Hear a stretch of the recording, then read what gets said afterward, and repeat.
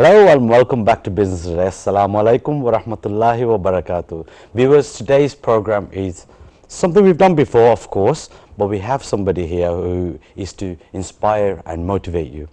And it's about, the difficulties in life we face and where we learn things from those difficulties and move on and obviously become successful. And I have somebody here, so without further ado, I really want to just introduce you to him, and I'll ask him to introduce himself to you.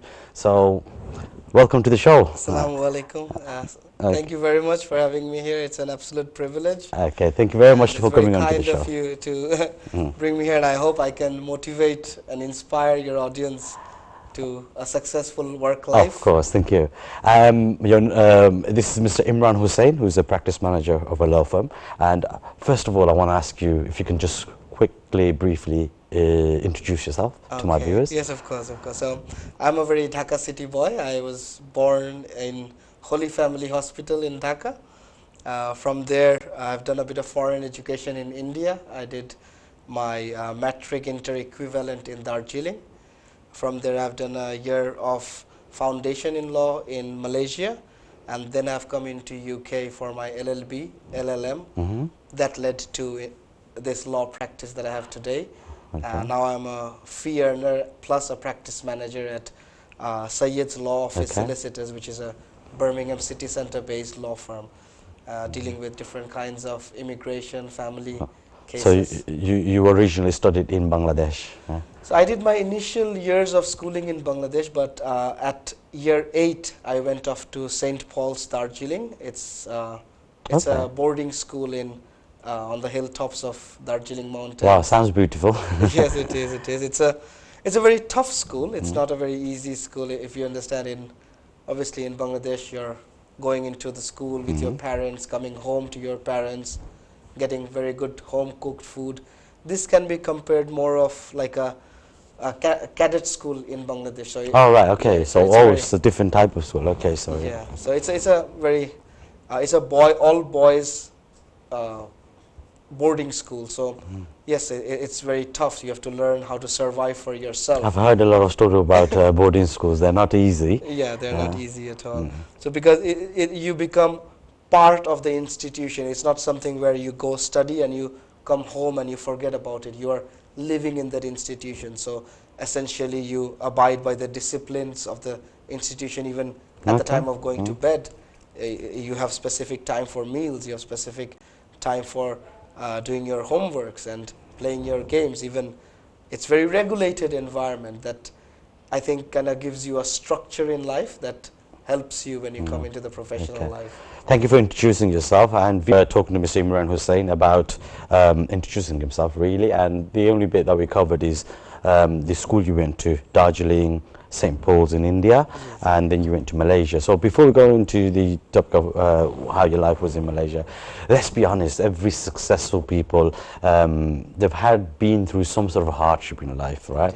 And obviously we want to talk about your life journey into the business world, into the area of law that you're practicing or whatever. Before we go into that, I want to know a bit more about how life was in a boarding school. It's not every day everyone goes to a boarding school. Of course. No, it's very tough life. I must admit that it's very tough life. I remember in the first week of my school, I got punched in the nose by a senior, and I'm sure anybody who has experience of cadet schools and boarding school, there was a lot of ragging that went on. But in reality, now that I have come across, at that time, obviously, it felt very bad. If you're, but what made you go to a school in India? Yeah, that's a choice that my father actually made for me, and he believed that it's essential for children to live outside the cocoon or the protective bubble of parents.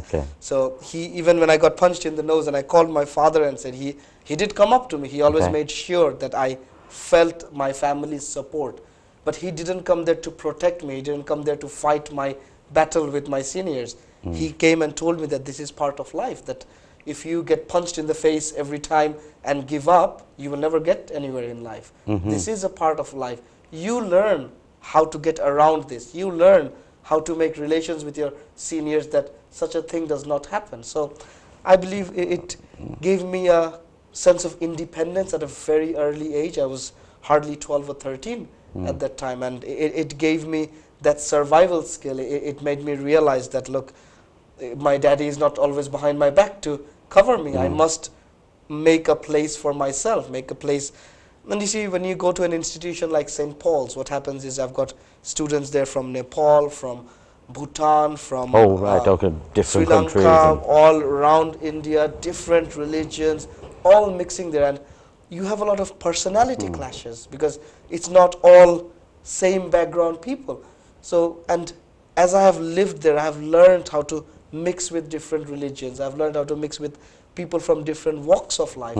I've come across people who have very strong opinions, and how to convince that person that, okay, while your opinion is valid, why don't you give a thought about my opinion, which is a bit different than yours. And I think it gives you a lot of life skills. And yes, I have obtained a lot of discipline, and I've obtained a lot of life skills in St. Paul's. One thing that I want to express to my viewers is, if you're a parent, your father actually kept a very good balance of making sure that you learn that you need to be independent, but however, I'm not going to be there with you. You need to learn how to fight your own battle. Of course. But as a father, I'm always there. I'm going to share my... And he made sure of this. See, for children growing up, it is very essential that because children need a sense of protection, but that protection should not turn into pampering. The difference between protection and pampering: protection is where you ensure, you tell your child that, look,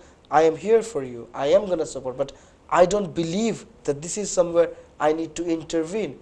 Give your child that confidence that this is something you can handle for yourself. And I think that that's a very clean balance that my father kept. Even though he's a businessman, he had his own commitments. Every month he came to visit me once to make sure that I know that he has not abandoned me in a boarding school. But at the same time, he allowed me to stay there. He did not take me out of the school the moment I faced a bit of trouble. He wanted me to live there and grow as a person, to face up to my own challenges. So yes, I think for parents who are watching this, it's a lesson to be learned there. Yes, especially we have a lot of children in UK, who are either being bullied or they have a little bit of problem. They come to their parents, and parents start retaliating at school. Yes. It's really important that we actually teach our children, Indeed. start learning to Stand learn the their real own life ground, and stand yes. on your own ground, and Yes, indeed. fight your own battle. That's very important. Now, you said that you went to the school and then you went to Malaysia. Yes. So I did 1 year in Taylor's College. I think in Bangladesh it's quite popular. There's a lot of Bangladeshi students that come into Malaysia for studies. Taylor's College is a very well reputed college, and they were actually doing external program of the Sheffield University in UK. Okay. So essentially what I wanted to do there is, before getting into a law degree, Okay. and to make sure that I'm making the correct decision by choosing law, to have a flavor of that law degree by doing a foundation course in law. And also, if you live in India and Bangladesh culturally may not be that much of a difference. To get the real first world country education, lifestyle and work ethics, all of these things, my father thought that Malaysia was a good platform for me to start. So that's why it was a very short time. I went in 2004 January, and I went back to Bangladesh in 2004 August, and then in September I was here in 2004 itself to start my degree. But he wanted me to have a taste of the law study, how it was, and taste of how it is to study in a very diverse international institution where you will essentially be using English as your first language, where you will be mixing with people with wider diversity. And so your dad essentially didn't choose what you wanted to study. Obviously, he allowed you to. Yes, yes, Okay. indeed.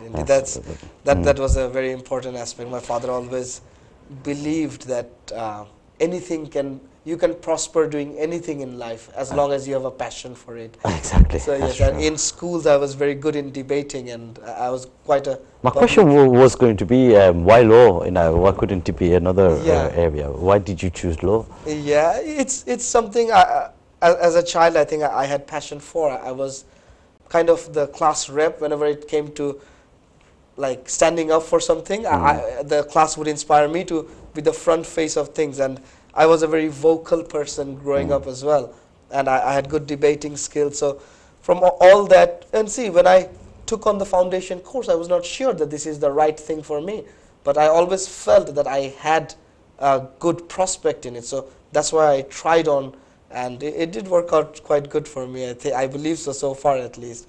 But yeah, you don't necessarily need to choose law or be a doctor or be an engineer to be very successful in career. What you need to do is you need to find out what you enjoy doing. And if you get into a line of career which you enjoy, then the sky is the limit. Okay, wonderful. I mean, it's very true what you just said. But one question that comes to my mind is, you've done that area of law, and then I know how difficult it is, especially in UK, to get into the area of law. You have to do your qualification, then you have to go on to the training. How about that journey? Was that easy for you? See, I have a cousin who says this. It's a Bengali term we use. We say that Jibon mane juddho. Life is always a battle. Life, nothing I believe in this life is a I want to hear about those battles. Yeah, so how it starts with, if you enter the legal profession, you will see this is a very aristocratic profession in England.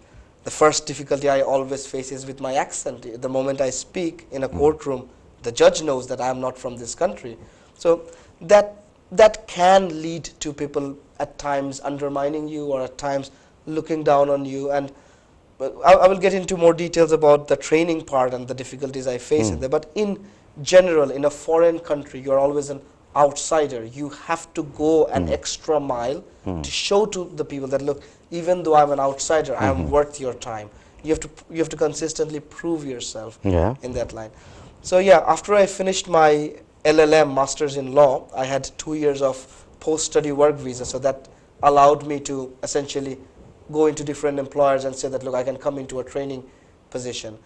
The first 1 year, I just didn't get any job anywhere at all. Just from the door, people would turn me away, saying that, sorry, we don't have a place.